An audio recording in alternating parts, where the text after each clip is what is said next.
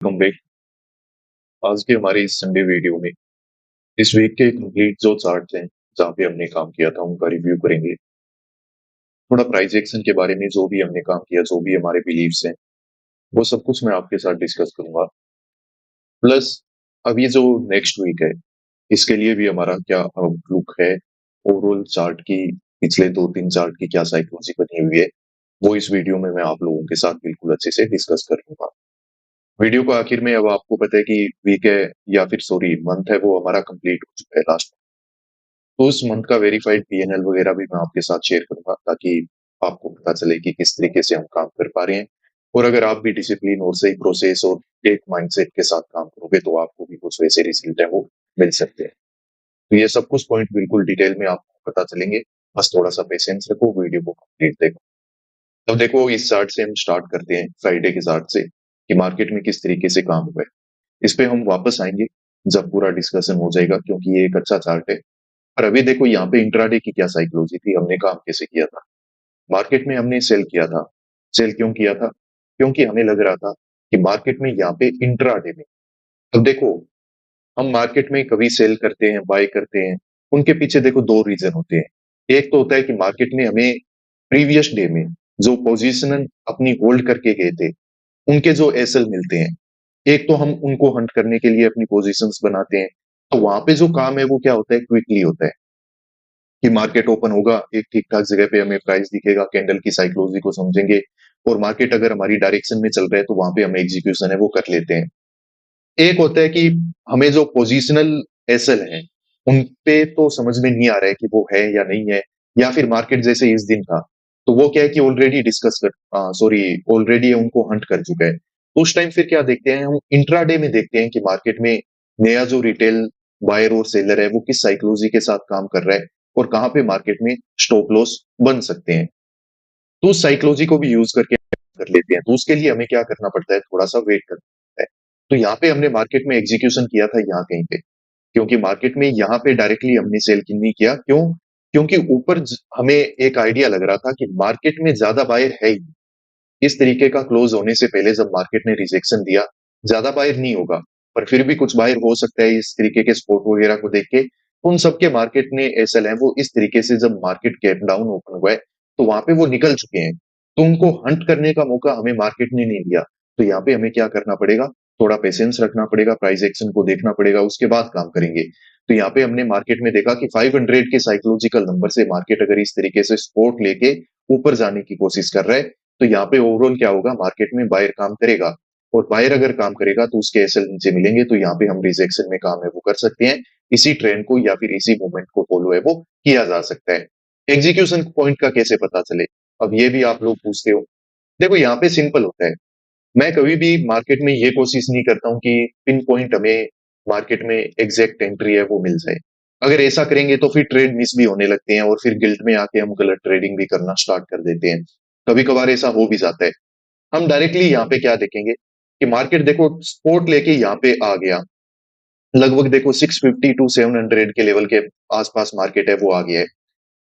अब मार्केट ऐसे ही बात नहीं है कि जैसे ही मैं यहाँ पे पोजीशन बनाऊंगा तो वो नीचे गिर ही जाएगा। थोड़ा वो मार्केट टाइम पास कर सकता है, साइडवेज हो सकता है, कुछ और ऊपर हाई के ब्रेकआउट वगैरह निकाल सकता है। पर हमें एक बात पता है कि मार्केट इस 800 के लेवल के ऊपर नहीं जाएगा। अगर इस मार्केट ने इस 800 के लेवल का ब्रेकआउट यहाँ पे निकाल दिया तो फिर क्या हो जाएगा कि जो भी बायर यहाँ पे बाय कर रहा है इस प्राइस एक्शन को देख के वो मार्केट में प्रॉफिटेबल हो जाएगा और उसके एसएल है वो हमें मिलेंगे नहीं, या फिर जो एसएल होंगे भी तो वो बहुत ज्यादा दूर होंगे, इस 500 के लेवल के नीचे होंगे। तो मार्केट उनको डायरेक्टली ऐसे टारगेट नहीं बना पाएगा हमारे सेटअप के हिसाब से। तो इसीलिए हमने यहाँ पे मार्केट में क्या करके रखा था कि जब हमें लगा कि हाँ मार्केट यहाँ पे आ चुका है, अब यहाँ से और ज्यादा ऊपर नहीं निकलेगा, बस टाइम पास वगैरह थोड़ा बहुत होगा तो हो जाएगा। बाकी यहाँ पे अगर ब्रेकडाउन भी होता है तो हाँ ठीक ठाक, एक 200 पॉइंट का हमारे पास स्ट्रेच भी है, 150 पॉइंट ये रहे, 50 पॉइंट का ब्रेकडाउन होगा। तो उस कंडीशन में क्या होगा कि एक अच्छा हम टारगेट भी ले सकते हैं।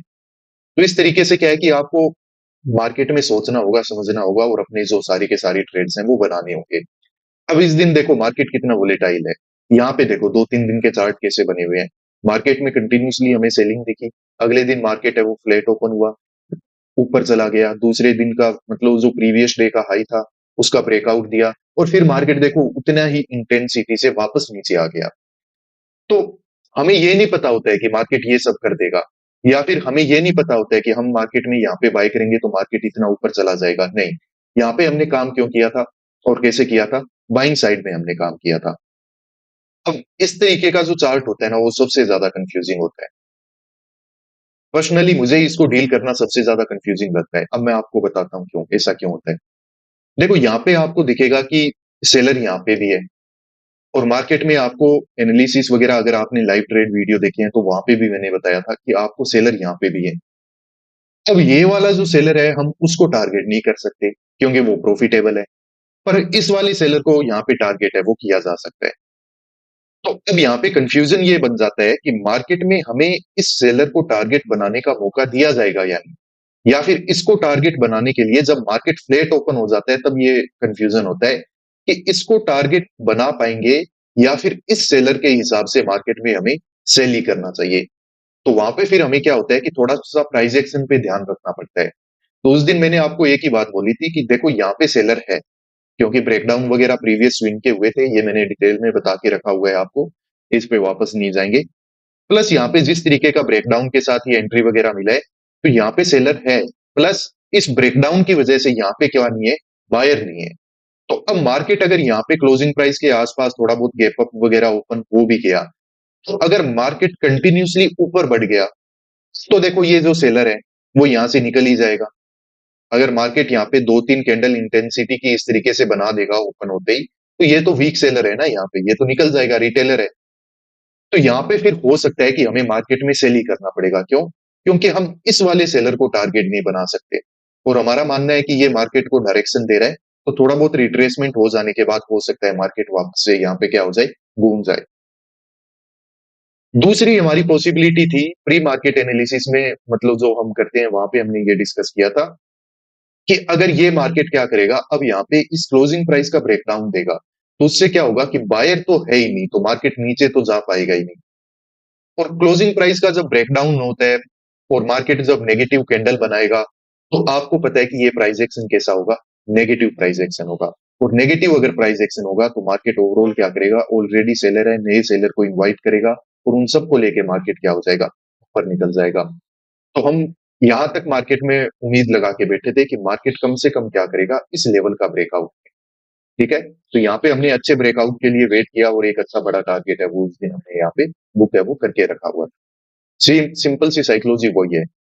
इस दिन थोड़ा सा मार्केट ने परेशान भी किया, यहाँ कहीं पे हमने पोजीशन बना ली थी, थोड़ा मार्केट ने ब्रेकडाउन वगैरह भी किया, 60-70 पॉइंट हमारे अगेंस्ट में भी गया, पर हमारी लिमिट के अंदर था। प्लस हमें इस बात का पूरा कॉन्फिडेंस था, पूरा भरोसा था कि मार्केट में यहाँ पे देखो कि बायर का एसएल नहीं है, तो बायर का एसएल नहीं है तो मार्केट नीचे जा ही नहीं पाएगा। ये बस थोड़ा बहुत यहीं पे एक नेगेटिव प्राइस एक्शन बनाएगा, नीचे आया, यहाँ पे इस तरीके से मल्टीपल ब्रेकडाउन किए, सेलर को इन्वाइट किया, फिर मार्केट है वो ऊपर चला गया। इतना पूरा ऊपर चला जाएगा वो हमें उम्मीद नहीं थी, पर हाँ जितना हमें टारगेट था, मिलना चाहिए था, उतना मार्केट में हमें दिख रहा था, इसीलिए हमने यहाँ पे बाइंग साइड में काम है वो कर रखा था। ठीक है, अब ये था एक्सपायरी का दिन यहाँ पे। अब मार्केट में इस दिन हमने किया था सेल। सेल तो हमने मार्केट में किया, पर बात हमारी ओवरऑल बनी है, क्योंकि एक्सपायरी का दिन था, मार्केट ने यहाँ पे थोड़ा टाइम पास ज्यादा कर लिया, हमारा एग्जीक्यूशन यहाँ कहीं पे हो गया था। तो उसी वजह से क्या हुआ कि मार्केट में हमारा एसएल हंट हो गया यहाँ कहीं पे। हाँ, मार्केट ओवरऑल देखो यहाँ पे डायरेक्शन है वो नेगेटिव में ही चला गया। अब ऐसा क्यों हुआ, मैं आपको थोड़ा सा समझा देता हूँ। पहले के चार्ट को हमें यहाँ पे देखना पड़ेगा। इस दिन देखो हमें दिख रहा है कि मार्केट ने यहाँ पे क्या कर रखा है, 500 के लेवल से इस तरीके से रिजेक्शन वगैरह लेके मल्टीपल टाइम देखो यहाँ पे क्लोजिंग प्राइस, और इस तरीके से ये जो साइकोलॉजिकल नंबर है इसका ब्रेकडाउन यहाँ पे देके रखा है, और उसके बाद यहाँ पे हमें रिकवरी दिख रही है। इस तरीके के ब्रेकडाउन वगैरह से आपको पता है कि अचानक से बायर काम तो नहीं कर पाएगा, ज्यादा यहाँ पे साइकोलॉजी किसकी बनेगी, सेलर की। और मार्केट देखो क्या किया, ऊपर चला गया, 500 के लेवल के नीचे नीचे ये होल्ड कर रहे हैं। तो यहाँ पे अब एक ही हमें बात दिख रही थी कि ये बायर वगैरह को निकाल के देखो ऊपर जा रहे हैं। तो हमने यहाँ कहीं पे एग्जैक्टली ये 200 का लेवल है ना, इसके थोड़ा सा नीचे एक स्पॉट लगा के रखा था। तो मार्केट उसके ऊपर कहीं पे भी ओपन हो जाए हम मार्केट में बाय कर लेते, क्योंकि वहां से हमें पता था कि मार्केट को ऊपर लेके जाया जा रहा है, तो हो सकता है कि आगे मूवमेंट को उसी को फॉलो कर लिया जाए। फिर मार्केट ने क्या किया, उससे काफी नीचे ओपन हो गया। तो अब हमें पता चल गया कि मार्केट में यहाँ पे अगर इस 500 के लेवल या फिर इस हाई को देख के भी किसी ने सेल किया है तो वो भी मार्केट में हो गया प्रॉफिटेबल। प्लस जिन लोगों ने कोशिश की थी मार्केट को घुमाने की, कहां से, यहां से, यहां से, उन सब में क्या है कि स्ट्रेंथ नहीं है, तभी तो मार्केट आके डायरेक्टली यहाँ पे ओपन हो गया। अब ओवरऑल होगा क्या कि मार्केट यहाँ पे थोड़ा बहुत इस साइकोलॉजिकल नंबर का ब्रेकआउट वगैरह देके थोड़ा बहुत टाइम पास करके ओवरऑल जाएगा नीचे ही। क्यों? क्योंकि यहाँ पे ये वाला जो स्विंग है ना, इसके नीचे एक्सपायरी के दिन आपको बहुत सारे पोजिशनल जो बायर हैं या फिर इंट्राडे में भी जो यहाँ पे रेंज वगैरह को कंसीडर करके जो बाय करेंगे, उन सबके एसएल मिलेंगे और मार्केट में यहाँ पे एक स्ट्रॉन्ग मूवमेंट है वो हो सकता है। तो यहाँ पे देखो, जब मार्केट में रिजेक्शन आना स्टार्ट हुआ, इवन मैंने आपको वीडियो में बोला भी था कि ये मार्केट अगर ऊपर चलना स्टार्ट कर दे यहाँ से ब्रेकआउट वगैरह निकाल के इस क्लोजिंग प्राइस के ऊपर, तो फिर ये ऊपर ही चलना स्टार्ट कर देगा। और अगर ये क्या करेगा कि इस लो वगैरह के नीचे आ गया और नीचे चलना स्टार्ट करेगा, तो फिर ये नीचे ही चलना स्टार्ट कर देगा, क्योंकि इसकी डायरेक्शन फिर मार्केट में वही हो जाएगी। चलो ठीक है। तो कभी कभार क्या होता है कि आपको पर्टिकुलर एकदम एग्जैक्ट पिन पॉइंट है वो नहीं पता चलेगा, आपकी डायरेक्शन एनालिसिस सब कुछ ठीक होगी, पर वहां पे क्या है कि हमारा पिन पॉइंट एंट्री नहीं हो पाएगा और एक्सपायरी वगैरह या उसके आसपास के दिन होते हैं, तो वहां पे उस वजह से हमारे एसएल हैं वो भी हंट हो जाते हैं। तो इन सब चीजों से डील कैसे करना होगा? डील हमें करना होगा अपने रिस्क और रिवॉर्ड को फॉलो करके, कि अपने जो टारगेट है उनको बड़े से बड़ा रखने की कोशिश करो। कि मार्केट में आपको दिख रहा है कि मूवमेंट हो सकता है, यहाँ पे ब्रेकआउट हो सकते हैं, तो वहां पे थोड़ा थोड़ा रिस्क लेके अपने टारगेट को बड़ा करना सीखो, रिस्क लेना सीखो मार्केट में। और जब आपकी मार्केट में रिस्क कंप्लीट हो जाए, आपकी एसएल की लिमिट कंप्लीट हो जाए, तो वहां पे हमें बुकिंग है वो भी कर लेनी चाहिए। क्योंकि मार्केट में वोलेटिलिटी देखो कितनी ज्यादा है, मार्केट ऊपर जाता है नीचे जाता है। तो कभी कभार अब जैसे मान लो कि आप बाय करके यहाँ पे बैठे रहोगे कोई भी प्रीमियम को, तो मार्केट तो पूरा नीचे चला गया और एक्सपायरी का भी दिन है, तो कंप्लीट आपके जो प्रीमियम्स हैं वो क्या हो जाएंगे, जीरो हो जाएंगे। चलो ठीक है। इससे पहले का ये एक दिन का और चार्ट है, इसको भी हम देख लेते हैं। ये वीकेंड के जस्ट बाद मंडे के दिन का चार्ट है। यहाँ पे मैं आपके लिए वीडियो भी प्रिपेयर नहीं कर पाया था।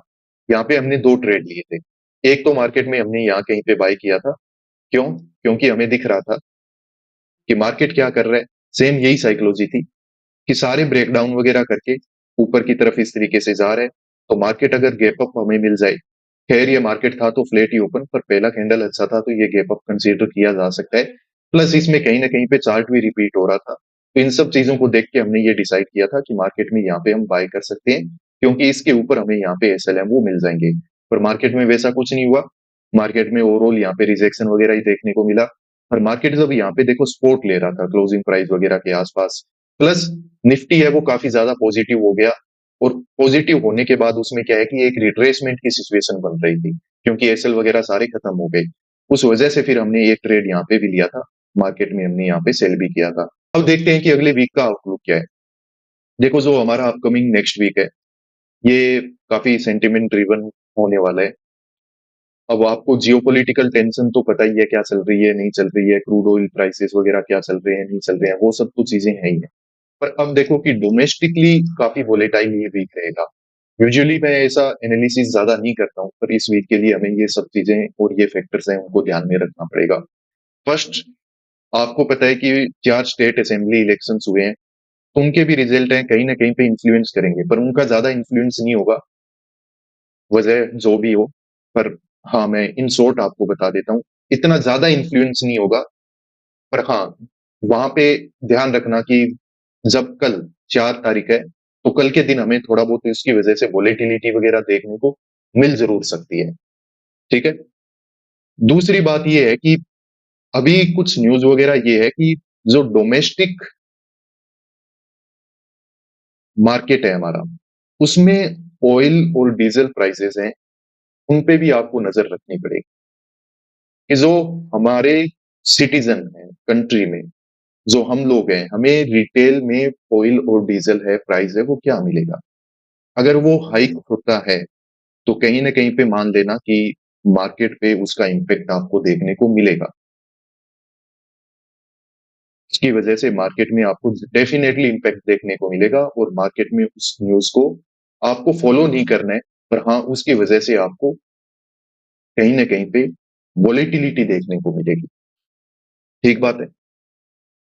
एक और अब बात हम डिस्कस कर लेते हैं कि ये जो पूरा चार्ट यहाँ पे बना हुआ है, ये क्या बना हुआ है और इसकी साइकोलॉजी क्या है? क्योंकि ये आगे की हमारी ट्रेडिंग के लिए काफ़ी इम्पोर्टेंट हो सकता है। देखो, मार्केट ने क्या किया कि सेलर को निकाला, वापस नीचे आ गया। यहाँ पे कोई अच्छे सेलर ने अपने पोज़ीशंस बना रखे हैं। गैप डाउन होके बायर को निकाला, वापस ऊपर चला गया। यहाँ पे कोई अच्छे बायर ने अपने पोज़ीशंस बना के रखे हैं।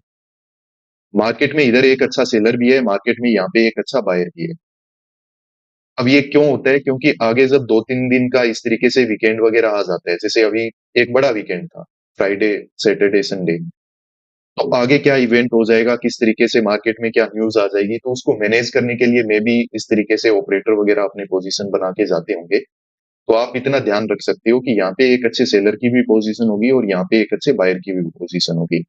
तो मार्केट मतलब जब तक कोई बड़ा गैप अप या गैप डाउन हमें नहीं दिखा देता है या फिर कोई मूवमेंट नहीं हो रहा है, तक कोई डायरेक्शनल मूव हमें मिल पाएगा, नहीं मिल पाएगा, इस बात की गारंटी बहुत ही कम है।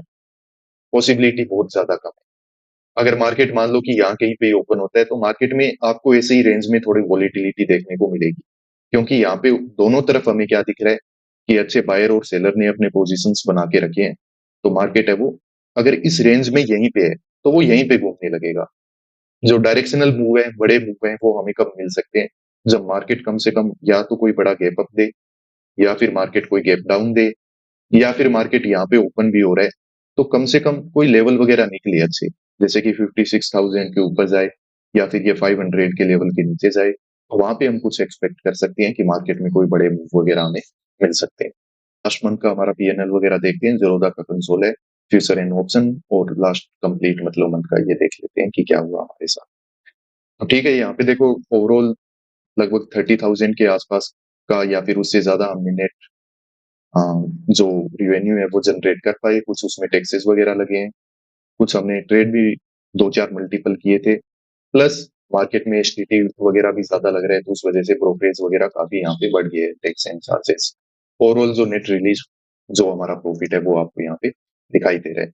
डिसिप्लिन में रहो और थोड़ा डरना हमें कम करना पड़ेगा, क्योंकि हमेशा चीज़ें जैसी हम प्लान करते हैं वैसे नहीं होती है मार्केट में, तो ऊपर-नीचे चीज़ें होती रहती है। तुमको मैनेज करना पड़ेगा, थोड़ा-सा डर को काबू में रखना पड़ेगा, अपने रूल को फ़ॉलो करना पड़ेगा, तो रिज़ल्ट और भी इससे भी अच्छे बन सकते हैं। तो बस मेहनत है वो करते रहो। चलिए ठीक है, मैं उम्मीद करता हूँ ये सब चीज़ें आपको समझ में आ गई होगी, मिलते हैं नेक्स्ट वीडियोज़ में।